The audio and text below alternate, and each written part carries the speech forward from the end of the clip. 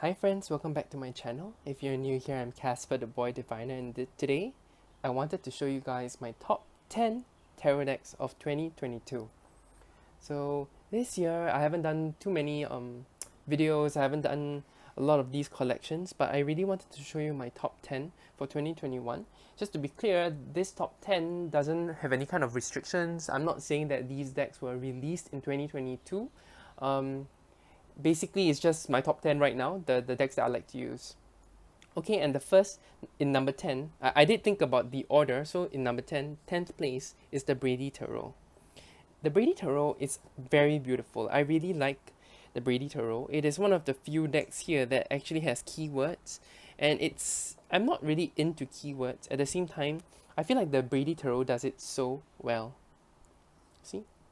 Preservation for the Four of Roots. Son of Roots. I really like the bold line work here. I like the borders. There's a lot to like in this deck. I like the animals. I like the bold numbers as well. It is a very, very beautiful, striking deck. The only thing is, the deck is kind of rose petal finish. So I know this was the whole thing, but because of it, I just feel like it's so hard. It's a bit hard to shuffle. I think with the years that I've had this, it has become easier, and I do like the bold artwork. It's just that sometimes it doesn't play well on Instagram for some reason, but I really enjoy this deck, Daughter of Roots. So here you can see them placed side by side, very beautiful. Happiness, the Chariot. Yeah, this deck is very striking. One of my favorite animal decks. I don't even know if I have any other animal decks in the top 10, but yeah, I would safely say that this is one of my favorite animal decks. Okay, that is the Brady Tarot in 10th place. Moving on, in 9th place, I actually have Terra Volatile. So Terra Volatile is a deck that looks very traditional. The art is very old school. There are some cards that I particularly don't like, but yeah. So with the Terra Volatile, it does have it has many alternative cards that you can choose from. These are some of the alternative cards that I took out. Yeah, these are the ones I don't want to use. Apart from that, the Terra Volatile also has a whole suit of vessels, which I actually do appreciate, and I do try to use, even though I'm not the best at it. So here's the Foolers. This is one of the cards that I have trouble with. Temperance. So it does have that old school art. It's like a collage deck. I suspect it's a collage deck, but don't quote me. It feels like a collage deck to me. And here you see the vessel suit. This is another card that I don't like in this deck. To me, it's a bit, to be honest, it's a bit offensive. But apart from that one, I really do like the imagery in this deck. And I feel like the vessel suit is very deep. I do take time sometimes to read up more about the vessel suit in the on the website. So I really like this deck. I like the imagery. I like the striking images. I like the size. I like the thinness. This is not the thicker version. This is the thinner version, which is also linen, and I really enjoy shuffling it. It is easy to shuffle, even with a whole new set of suits, a new suit in it, which is 14 cards, I believe. It is still easy to shuffle. It is not thick like some of the other cards. River shuffling isn't a problem with this one either. Let me put down some cards side by side so you can see how this could be used. Yep, I love this card, the Nine of Pentacles. Very nice. So yeah, it works very well side by side. The color palette is gorgeous, honestly, and it has that kind of old school antique feeling. So it depends on the kind of feeling you want in your reading. This could potentially be a really good addition to your collection. So it's old school enough to appear old school, but it has a lot of new thoughts. For example, all the alternative cards, and also the additional suit. So Terra Volatile comes in number 9. For number 8, I do have the White Numen here. The White Numen is a mass market deck, So if you do want a more affordable deck, you can consider this White Numen deck. This, on the other hand, is the special edition. I'm not sure if it's still on sale, but I do like the mass market non-special one as well. I mean, the images are the same, and the special edition gets you some extras, and also the gilded borders, but I don't really like this. Apart from that, the cardstock is very glossy. I'm not sure if they have updated this cardstock, and you can see that after months and maybe years of use, you can see a bow here, which is fine. It is to be expected since I do river shuffle this, but I really like the imagery. See the Eight of Wands, Knight of Pentacles. I really like the images. Of course, I do have a more in-depth overview of this. Everything will be down in the links below or up here if possible. Like I do find the noise addition, the noise filter they use a bit too much. Can you see the noise filter? But overall, this deck is a joy to use. There are harder cards here. I do find it hard to read the Black Numen and the White Numen extras. But apart from that, I do like this deck a lot. I would say this is currently my favorite mass market deck. When I go to work, if I do want to use my cards at work, this is the one I bring. Just because you know, it's mass market. Even if it gets lost or what, there is still a high possibility I can find it in a bookstore, on Books Depository, or even Amazon. So yeah, I do like this deck a lot. It is easy to read apart from those extras that I talked about. Yeah, you see, it's so clear. You see the tears, you see the Five of Pentacles, you see the snow. It does have all the required, you know, like the Nine of Wands. You can see defending herself. A bit of a hermit energy here. See, speak of the devil, the hermit energy. Okay, so yeah, I really do like this deck. It is easy to shuffle. It's just a bit glossy, so taking photos with it is not easy. But doing an in-person reading is not a problem. And clearly doing videos as well is not a problem because the shine doesn't appear unless you're using like a harsh spotlight, which sometimes I do, just because my ceiling light is like that. But yeah, that is in number 8, the White Numen Tarot. Okay, time for number 7. In number 7, it is the Spirit Keeper's Tarot. I rarely use this deck now. I just feel like it's become such a relic, something special to me. And because of that, I do feel like my connection with it has reduced. Memory, that's my deck's name. But I really do like this deck. I still do like this deck. I have never finished the exercises that I wanted to go through with it just because, you know, life really just takes over, mundane life. But I still do like the size. I like the cardstock a lot. The gilding is okay. I don't really care about gilding these days. So you can see it slowly flicking off just because I did use it quite often. I know Benabel Wen has released new versions of this deck with color. They are things that I'm tempted by, but I do like this deck a lot. I do like this coloring. The sepia tones, everything does work together. And because I haven't done much spiritual work, I haven't been using this deck as much. But yeah. I like the detail. I do like the line work. So like the Brady Tarot, the line work is very thick. I do like the details. Can you see all the details? Yeah. This deck still works. It's just that yeah, I just haven't really gotten a chance to use it. I'm trying to use it in ritual work, but my ritual work has reduced by a lot. At the same time, I am looking forward to Benabel Wen's new deck. I think it's not of these traditions, not the RWS tradition or the Thoth tradition. I think it's the Italia, but don't quote me on that. When that comes out, I will think about it. Also, this is one of my favorite card backs, you know, ever. So this is one of this is in number 7, the Spirit Keeper's Tarot. I don't really have much to say about it. If you want to know more about this deck, feel free to watch my original video covering this. Okay. After the Spirit Keeper's Tarot, my next one, which is in number 6, is the Blood Moon Tarot. I believe this is still out of print. I believe the creator did release a few more decks this year, but don't quote me on that. I don't know if it's still on sale, so you can Google and find out yourself. But I do like the Blood Moon Tarot. I love the backs. Another one that I really enjoy the backs. What's more, this back is actually reversible, even though it's so intricate. So really like the coloring as well. The art, of course, to me is impeccable. The King of Honey reminds me of the Green Man, King of Skins. So many court cards coming up. Queen of Songs. I feel like this has been my recent readings, all court cards. And, it's just maybe just because of, how I work now and everything. This is, very nice. I really like the deck.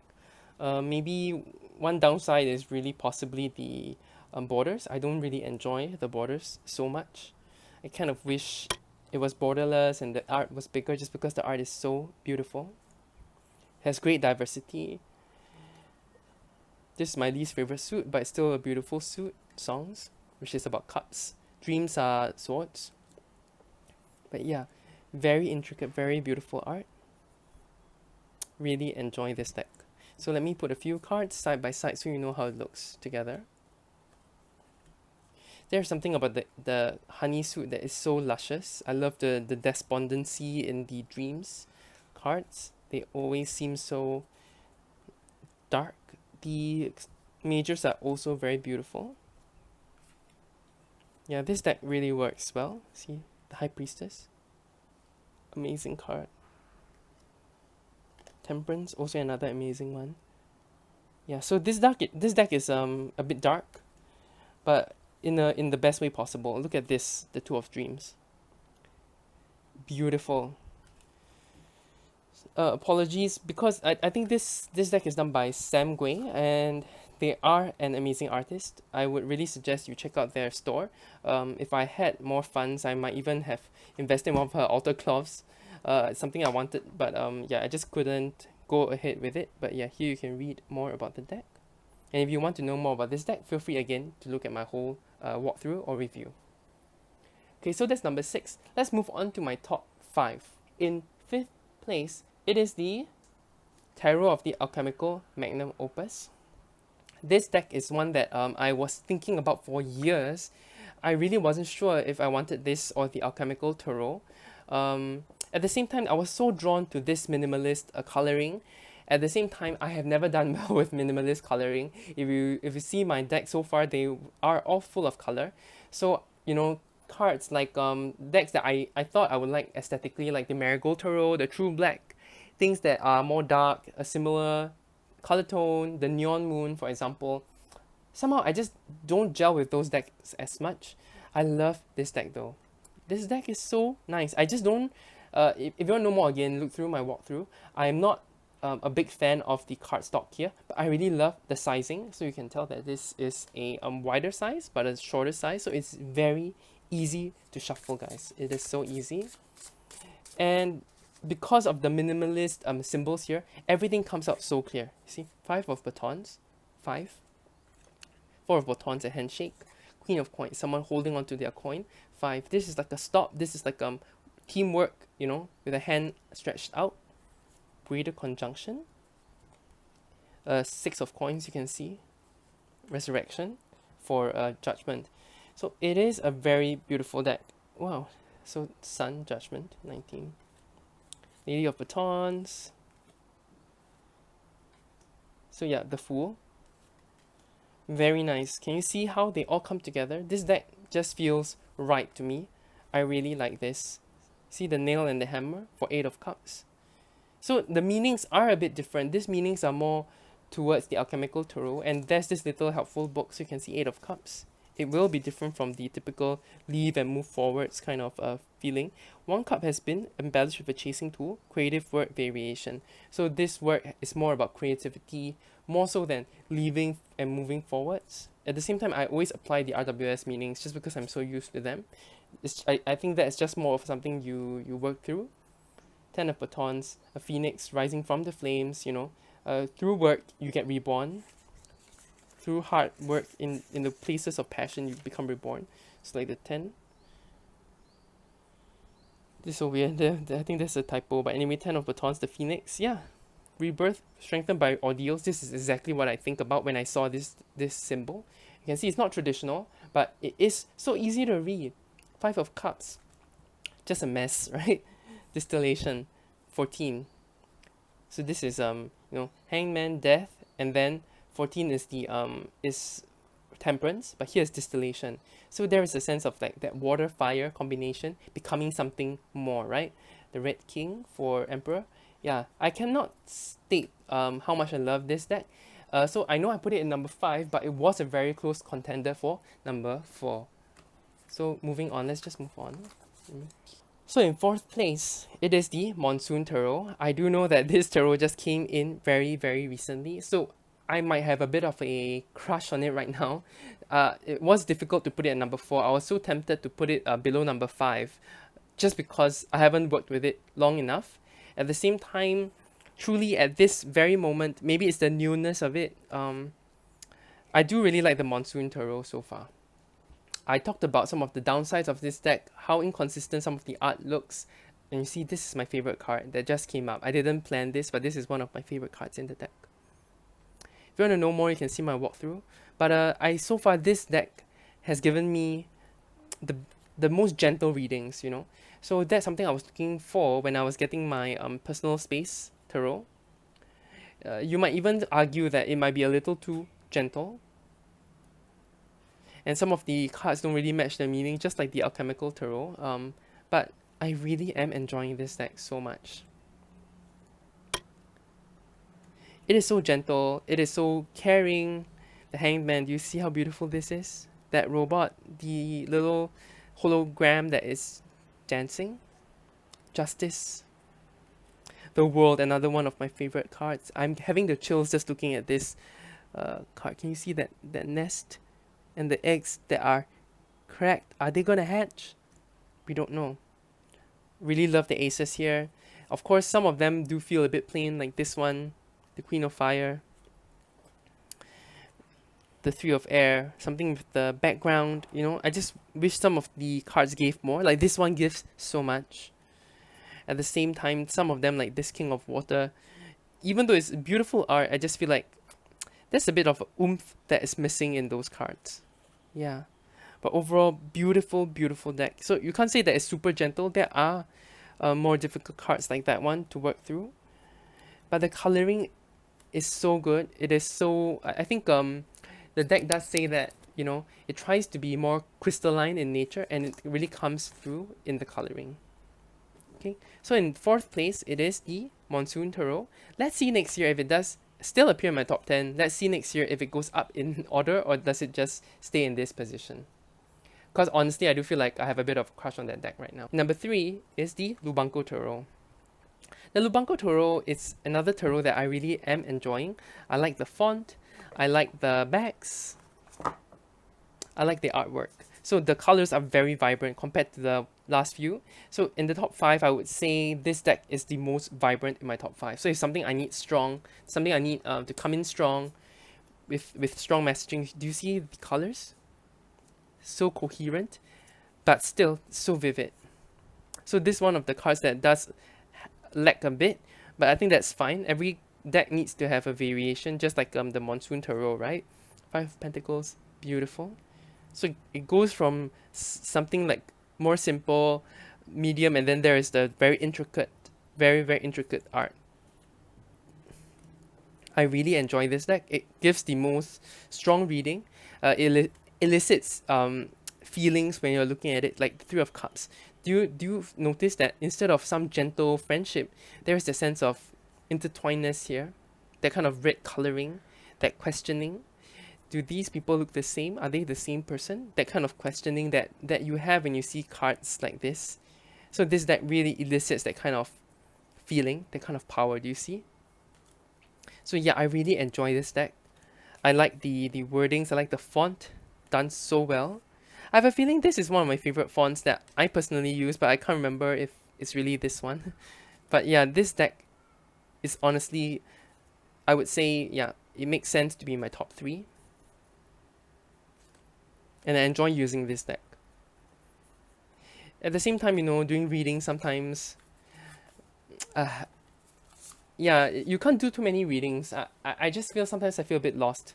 When I do too many, when I do too little, I just feel like a lot of the advice I get right now is not helpful in my situation because most of them just say, suck it up. Okay, now I'm going to my second deck in number two. It is the Yokai Yoichi Terra. So this is back to the plain coloring, that kind of sepia tone that is in the Spirit Keeper. Only that this deck, it is so cute. It is so wonderful to use. I really enjoy this deck. Beautiful back. I really enjoy this back as well. And look, Ten of Pentacles, very nice.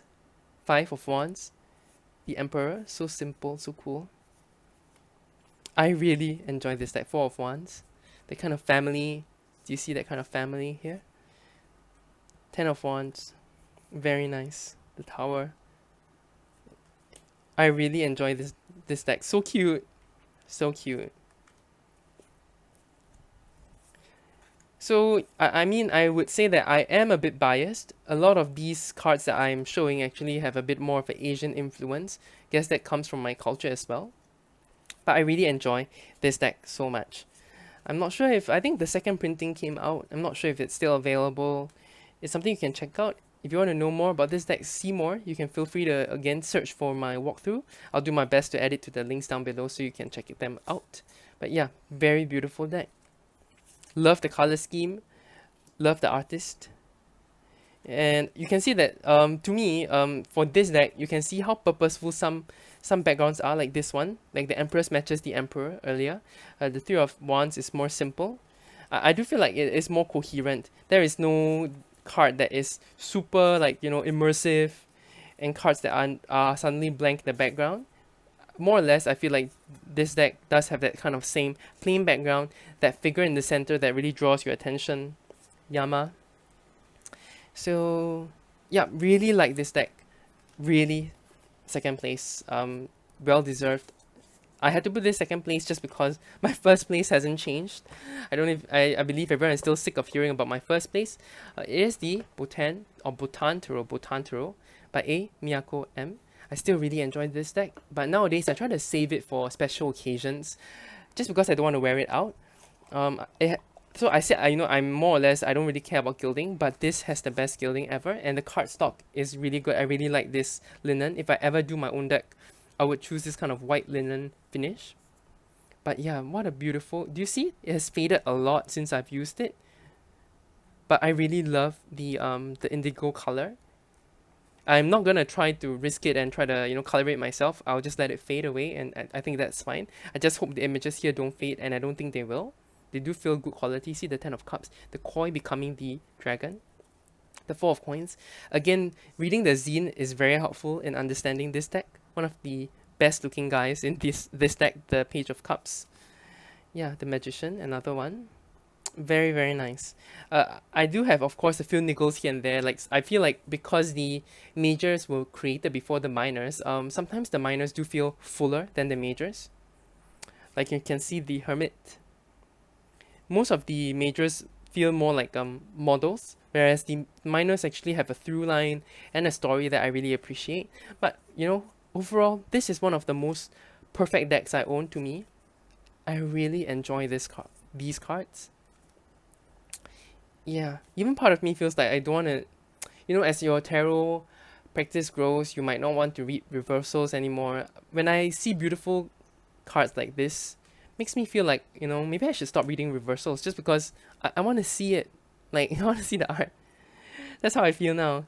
Yeah, so there could be an evolution in my reading soon. But yeah, I really, really enjoy this deck. So beautiful. The watercolors. It's not right to say that this deck doesn't have vibrant colors. Look at the Three of Cups. This reminds me of the Lubanko Three of Cups, where it's also characterized by that red. What an amazing coincidence. But yeah, I love the gentle colors. I love it when she wants it to be vivid in some cases. Very beautiful. Another one of my favorite figures. Look at the aces. The aces are so beautiful. This is the same as in the Monsoon Tarot, where aces have a special place. I really like that. You see the Kintsugi? Yeah. This is still my top favorite. I want to use it more. I want to do more readings with it. At the same time, I still want to get to know my other decks, like the Monsoon Tarot, like the Alchemical Magnum Opus. Honestly, I still am thinking about downsizing my collection to just maybe my top 10. But there are decks like the Prisma Visions, that I really enjoy. It's just not in the top 10. And then there are some that, I don't use at all. So it's been a struggle to really think about downsizing, selling. Anyway, if you want to know more, please take a look at my full walkthrough and slash review of the Botan Tarot. And I feel like I really went through quite deep into the deck, and that was my first few times really handling it.